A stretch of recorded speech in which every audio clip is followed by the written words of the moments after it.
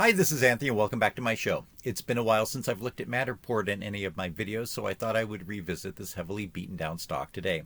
As always, before I begin, please click the subscribe button below. It really helps me out and doesn't cost you anything. Thanks so much.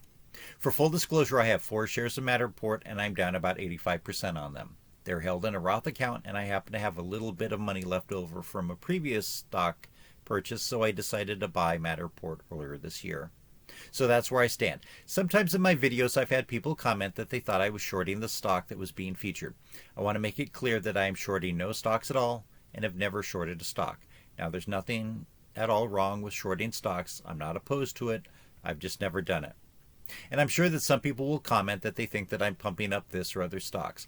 I have 4 shares of Matterport, as I've mentioned. Based on the number of viewers to my videos, I could in no way cause a stock to go up or down based on what I say about it.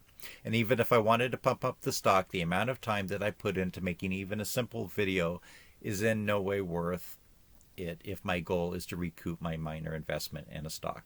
Okay, let's keep today's video short. Let's look at the financials for Matterport. Stock symbol MTTR.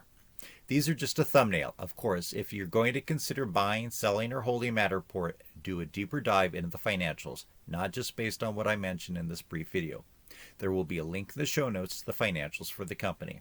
But looking at the most recent quarter, we see that the diluted earnings per share is a loss of 23 cents. The previous quarter, that diluted earnings per share was positive 23 cents a share. The quarter before that was a loss of 66 cents per share. And the quarter before that, which was a year ago, was a loss of 86 cents per share. So their earnings per share are choppy. Losses most quarter, positive earnings others. But something that I found interesting is, let's go back and look at the top line revenue. For the most recent quarter, just under $28.5 million. The quarter before that, just over $28.5 million. The quarter before that, just over $27 million. And a year ago, their top line revenue was $27.66 million. So quarterly, their revenue is pretty consistent. And then let's look at their charts. Year to date, the company is down almost 82%.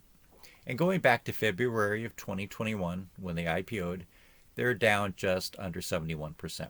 And of course, we're in a bearish stock market, so most stocks are down, but not nearly that much. So how does the future look for them? They have well-respected software and cameras used in the real estate market, and some people think that they might be a component of the metaverse. Now, I'm not an expert on the real estate market, and I think that depending on where in the United States you are, the market may be doing better or worse than average. But if we're not already in a recession, we're likely to go into a recession soon. That will not necessarily bode well for the real estate market, and increases in the interest rate certainly do not help the real estate market. If the real estate market is not doing well, that does not bode well for Matterport, I'm guessing. Looking at it from the perspective of the emerging metaverse, if you've been looking at what used to be called Facebook and now is called Meta Platforms recently, you'll see that Meta Platforms has poured billions of dollars into developing the metaverse with very little to show for it. And of course, in the last few days, the stock in that company has taken a beating.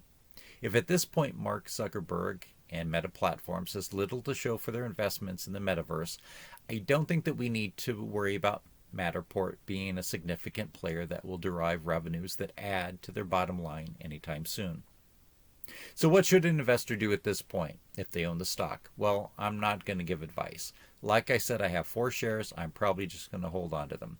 Since my shares are held in a Roth IRA, I can't take losses on these against gains on other shares.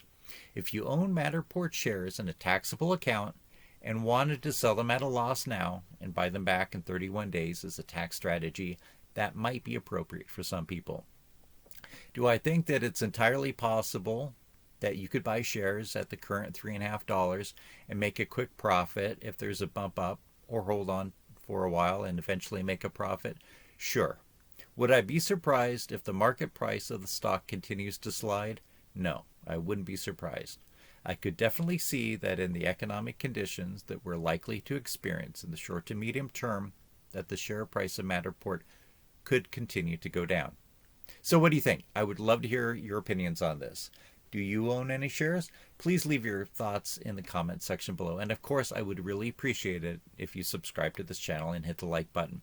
And let me know what companies you'd like me to look at. I don't just make videos about companies that I currently own or have owned in the past, but I also make videos based on viewer suggestions. You can find me on Instagram at AnthonyRRMills. For my American viewers, I sell collectibles on eBay, things like old stock and bond certificates, coins and banknotes, postal items, books, and Masonic items. I only ship to addresses in the United States, but if you have one, please look for my items. My username on eBay is stock_tycoon. Thanks for watching and good luck in investing.